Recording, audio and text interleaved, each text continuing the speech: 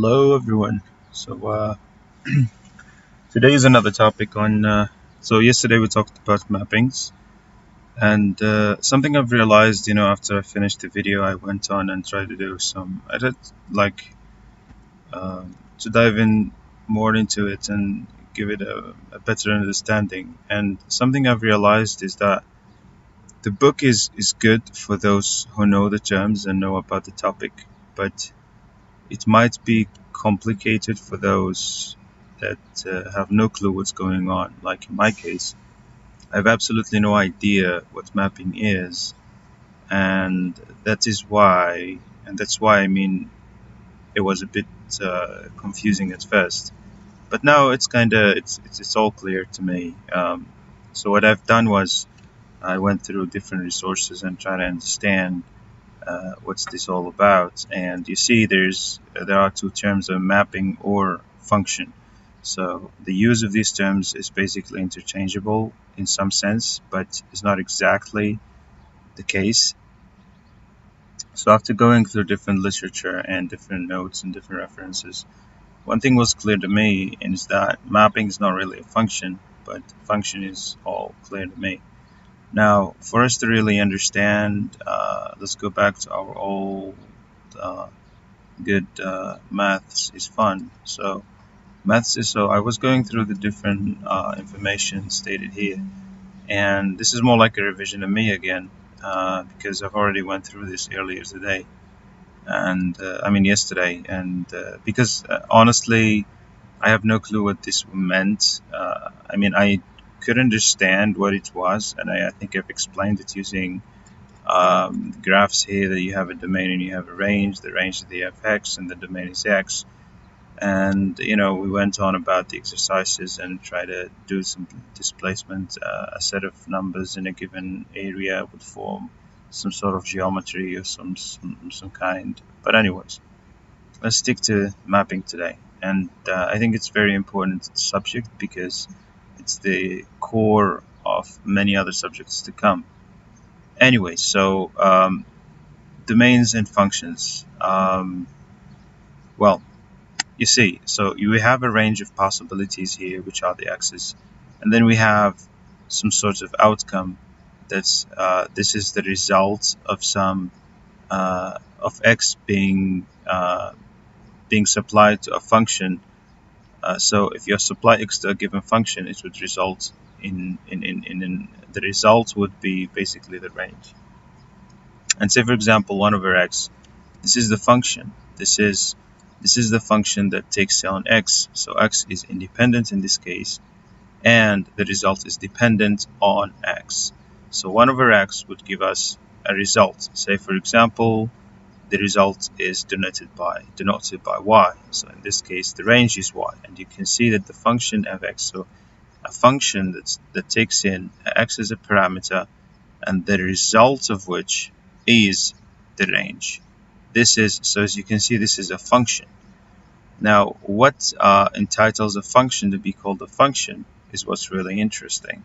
Now, all of these are functions in this case, 1 over x minus 1, and you can see, you can note something here, that fx, now fx is just a symbol, so you can use any other name. As you can see here, it's actually called gx instead of fx, so it's just a placeholder, if that's the right term to use. But anyways, so the domain, now in this case, what does it mean when we say domains? So the domain of 1 over x is basically the set of elements that could be used for this function. So in this case, you have all the real numbers in here.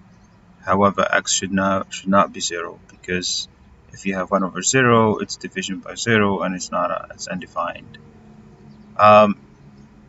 So that's that. So that's the domain. So if you notice something here, is that there is always a single result for x. Be it 1 over x. If you take x being 1, the result is 1. You can't get any other result if 1 is over 1. You can't like get 1 and some other number. The same applies here, 1 over x minus 1. So if you supply, now notice in this case that the domain for x should not be 1, because if you have 1 here, you will end up having a 0, and division by 0 is undefined, hence the condition in the notation here. Anyway, so back to our topic, in which you have 1 over x minus 1, say x is 2, so 2 minus 1 is 1, 1 over 1 is actually 1. So you see there's only a single result for a single usage of for a single value of x. So x can be anything within this range of numbers, sorry, this domain, and whenever used or plugged into the function, there is always one result for that given number. You can't have like two results. It doesn't make sense, right? This is what a function is. This is exactly what differentiates a function from mapping. Now let's go back here. Let's go back to let's click on this. Now see a function. Now see just quick check. So we've talked all about these goodies yesterday, and it's pretty good. What we're trying to say now is that there is a function that produces a set of elements that we call range. The set of elements range is basically the result of applying an element to a given function. Now, what the function is not really mapping. Well, in some literature, well, in some practitioners or some users, they unify the term. I mean, they use it interchangeably, mapping and function.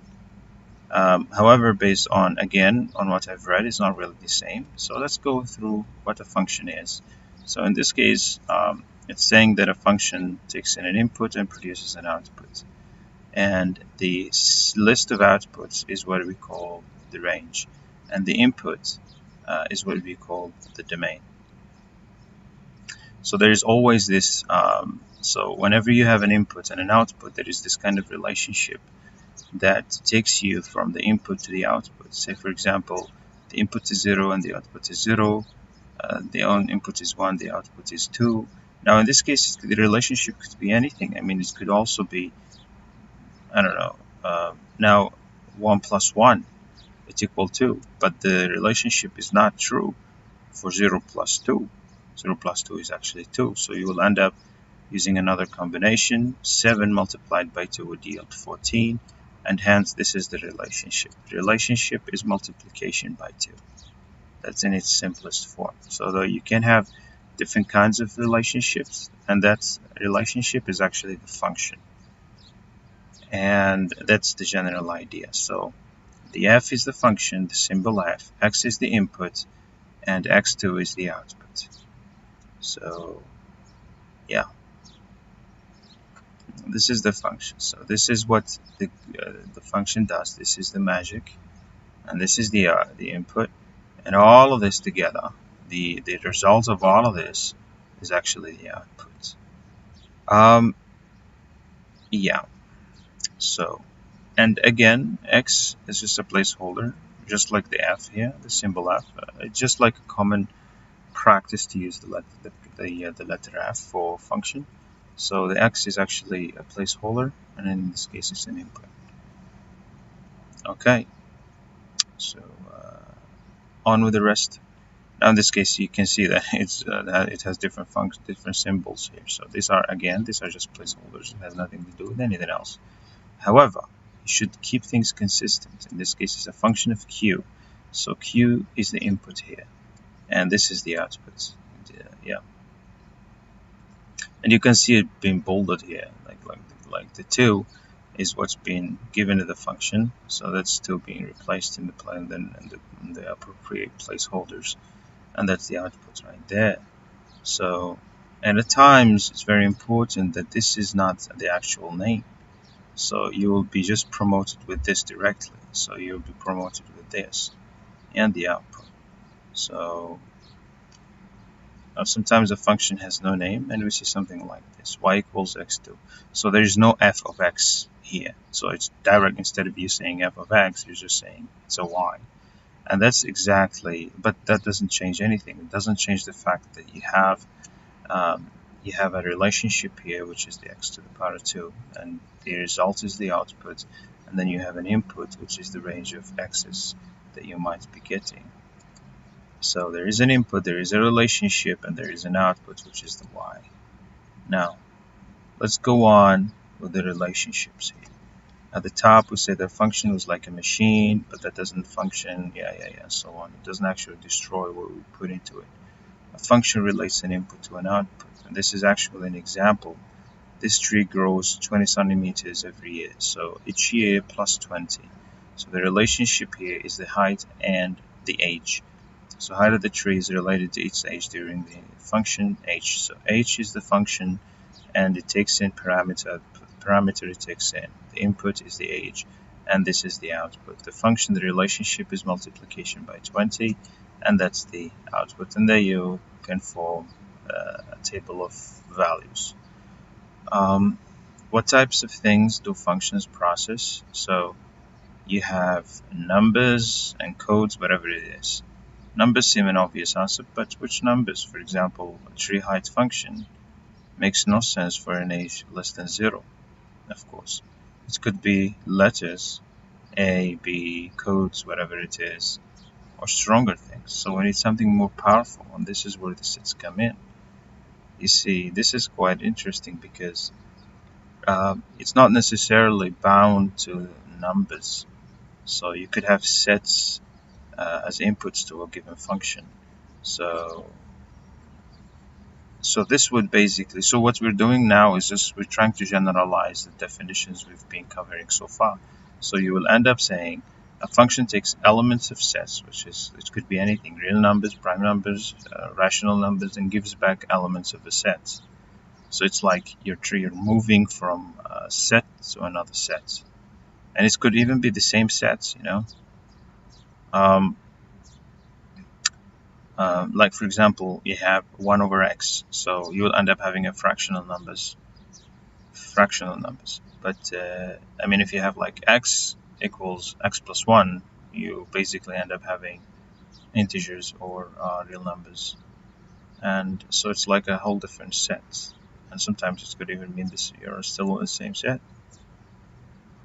So these are the special rules. This is what I was talking about earlier. It must work for every possible input value. So you can't have like an input set of inputs, and then one of the elements in the input doesn't really work with the function you have at hand. It doesn't really make sense. So the function works with every single input element, and it has only one relationship for each input value. So you basically each element has one relationship, as you can see maybe the cursor here.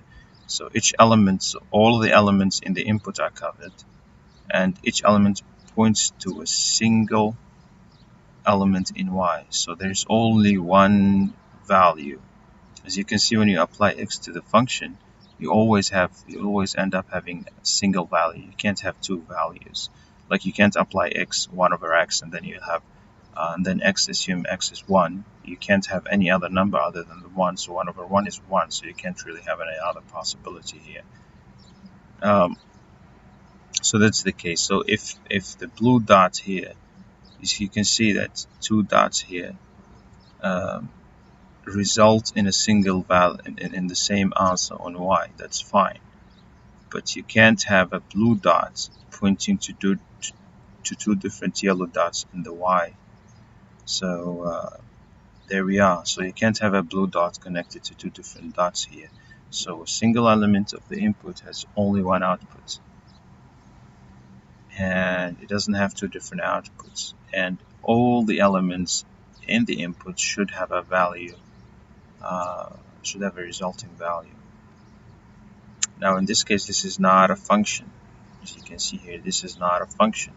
Why? Because the 3 and the 4s do not have an output, and this is also not valid because the 5 has different outputs here. The 5 can be 4, and the 5 can be 5, and the 5 can be 7. This is not a function, but still it's a relationship. It's a possible relationship, and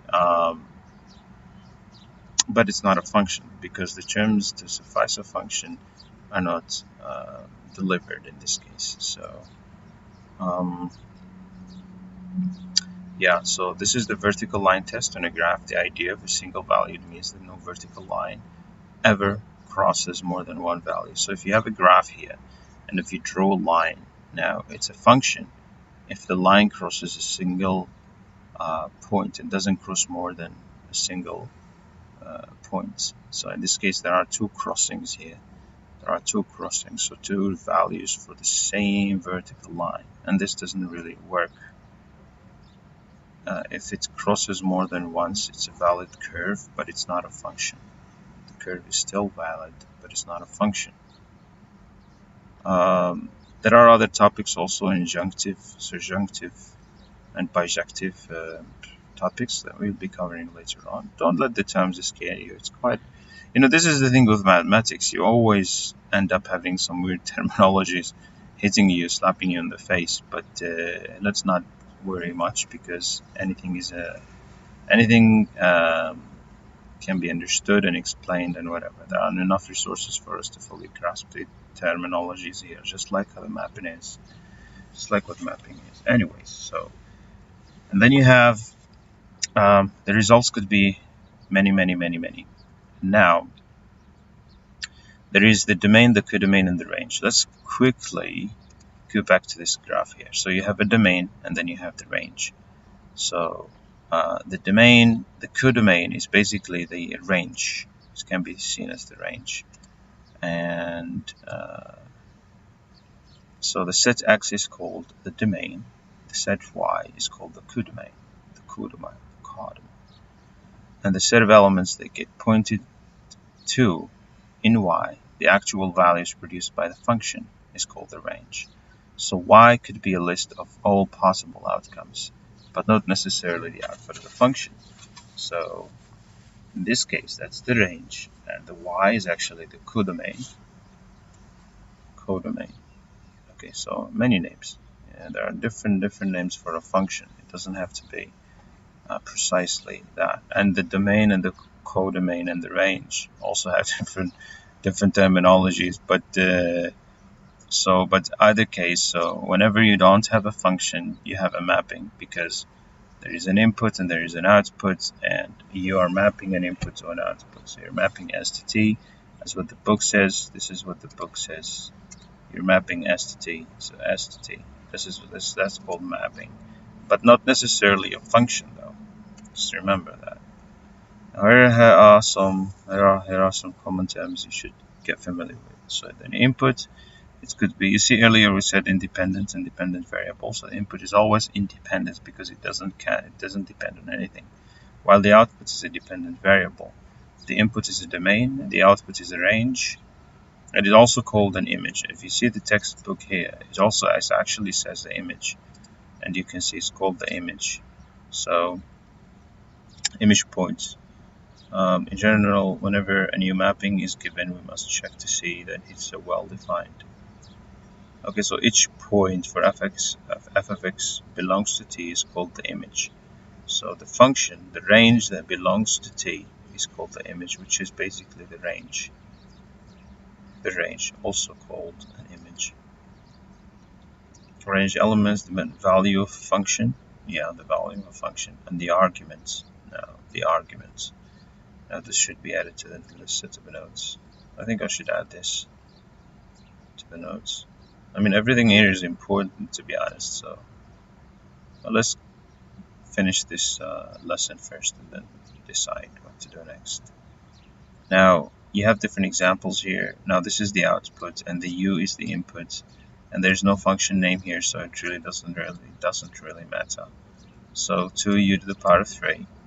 Now u is the variable here, or the argument, or the dependent variable. This is the domain, and this is the relationship, and this is the output. This is the dependent variable, and okay. So applying it, so this is the function name, and this is the output. This is the input, the domain, or the dependent variable, and this is the independence. This is the independent variable, and this is the dependent variable. This is the function, and you can see this is a parameter, and this is an argument, which is also seen as the domain. Yeah, nice. Cool. Now, ordered pairs. Here's another way to think about functions. Write the input and output of a function as an ordered pair, such that 4 and 16. So the input is 4 and the output is 16. This is called an ordered pair because the input always comes first and the output second. That's why it's called an ordered pair. So x and the function of x. Set of ordered pairs. A function can then be defined as a set of ordered pairs. So you have 2, 4, this is the list set of inputs and the set of outputs, so the domains along with the range. It's basically 7 is related to 3. The domain is 2, 3, and 7, and then the range is 4, 5, and 3. But the function has to be single valued, so we also say if it contains a, b, and a, c, and then b must equal to c. B must be equal to C. A produces B and A produces C. Yeah, because the function, the definition says for a function, a single element has a single value as a result. So if B and C are the same output to the inputs, the same output to the same input, then they are identical. Just a way of saying that input A cannot produce two different results. Yes. So example, 2, 4. 2 produces 4 and 2 produces 5. Now this is not a function because you can't have the same value producing two different results. But this is a mapping. Okay, so a benefit of ordered pairs, we can graph them because they are also coordinates. Oh yes, I love this. Finally we're getting somewhere. And I was worried there for a second that we're studying all of this. Starting to doubt myself. But yeah, this is amazing. So there we're getting somewhere. So the ordered set is basically coordinates x and y. So you have 2, 1, 5, 2. 5 is the x and 2. And then the domain, the range. Oh man, I love this. Finally, it's coming together. So a set of coordinates is also a function if they follow the rules above. Basically, every single value in the input has an output, and each value has a single output. That's that.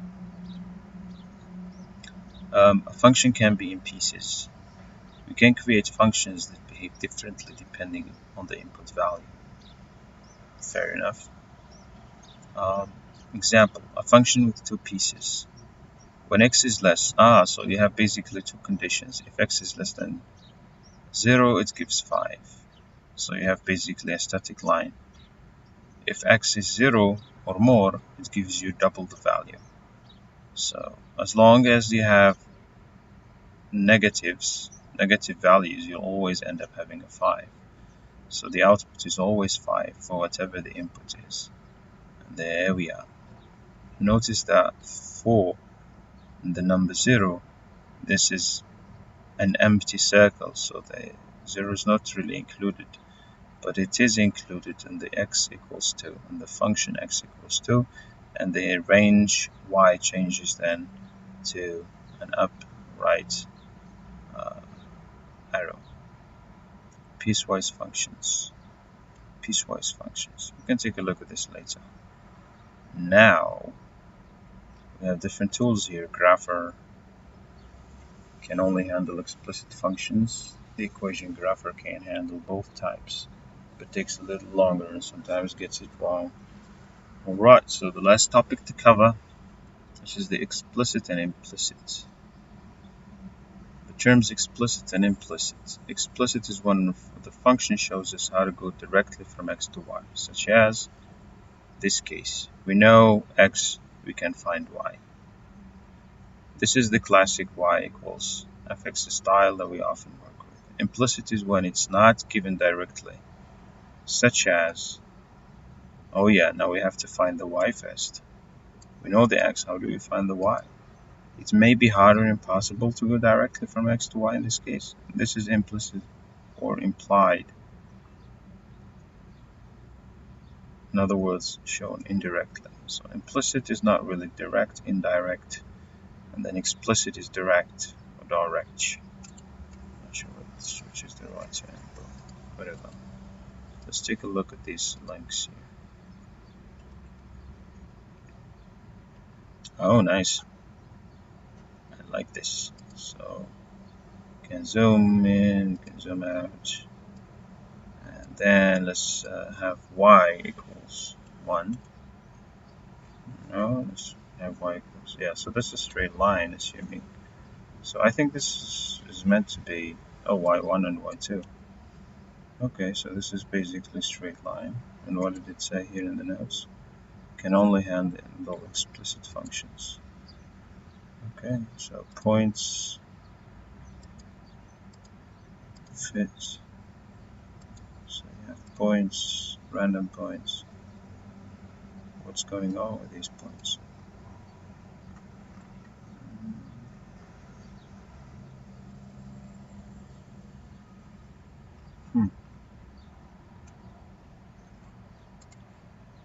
Equation grapher. Oh, then you have to have some sort of, so x to the power of 2, x to the power of 2 plus 1. Let's go. It's not go. Not sure what this is all about. Yeah, basically just a function graph or whatever. Function relates input to output. Function takes arguments from a set of domain and relates them to the range. Basically, we have the range and relates them to the codomain. This is called mapping. If functions suffice, so every function is actually a mapping, but not every mapping is a function. All the outputs, the actual values related to, are together called the range. A function is a special type of relation where every element in the domain is included and any output produces only a single output. An input and its matching are put together called an ordered pair. So a function can also be seen as a set of ordered pairs. Let's do some exercises. Let's do one or two exercises. Write an equation that represents the function from the following table of values. So minus 2 is 4. That's multiplied by 2. That's multiplied by 2. Y is 2x. Yep. Write an equation that represents the function from the following table of values. It's negative 2 equals 1. 2, and this is 3. So plus 3. It's definitely plus 3. X plus 3. Which of the following relationship is not a function? So all of the elements point to a single value. All of the elements, oh, this is not a function because it's pointing to two different values here. This is fine because two values point a single result. So B is not a function. Cannot be a function.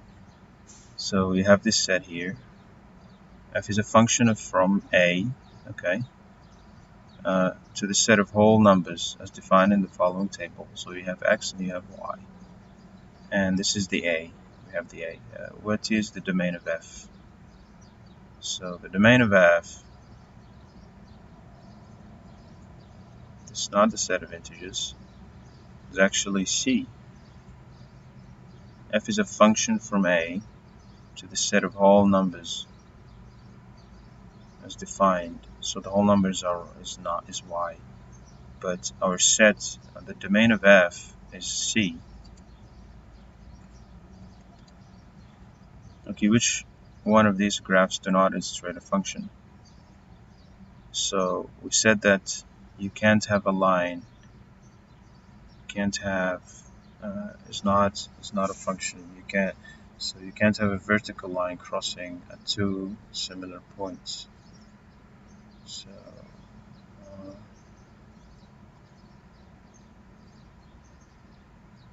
it's not does not illustrate a function. I'm guessing it's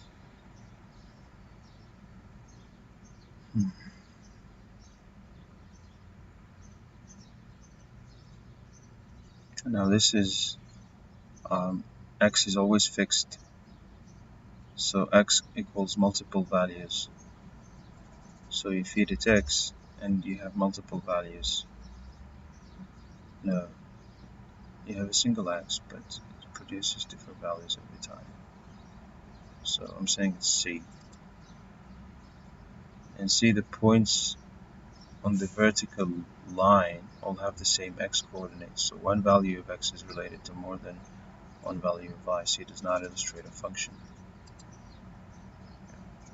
Which of the following is not a function? Well, definitely this, because you have a horizontal line crossing multiple points at the same time. It's definitely B, man. Alright, which relationship is not a function? Which relationship is not a function?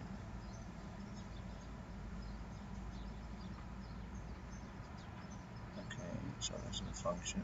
Definitions are fine.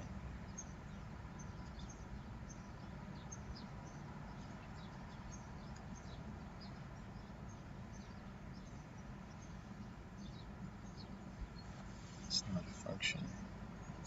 All the elements.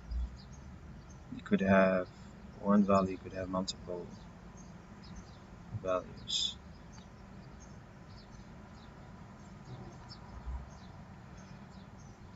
So square root is a function because you can always have a single value as a result.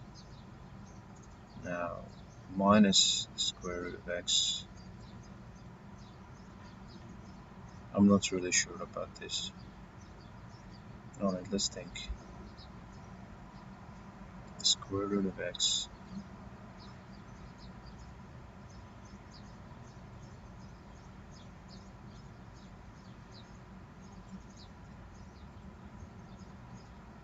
which relation is not a function?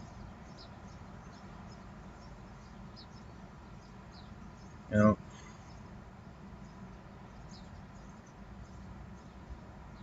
oh, what a silly question. This is not a function. You have a single value and you could produce a negative or a positive. Because a, b, and d, for each value of x there is just one value. C is not a function because there are two values. For example, C positive and negative. Oh man, that was a tricky one. I like that. Function f is defined on the real numbers by, okay, what is the value? Negative 3. So 2 minus 3 is minus 1, minus 9. Minus 1 minus 9, that's like minus 10. Alright. Oh, what is this? That you never, what is this? Like seriously, what the hell is this? What is GOF? What the hell is that? Composition of functions? So I think it means just a composition of functions like f of x and g of x. I'm not sure, like you combine them and then you solve for them, maybe? Let me check this one out. Anyway, so we could stop here and then I'll check this one out now. I need to plug my laptop as well, so there we go. We'll stop here. We'll definitely pick up from here. Alright, thank you for tuning in. Have a good day. Hope you learned tons. Cheers.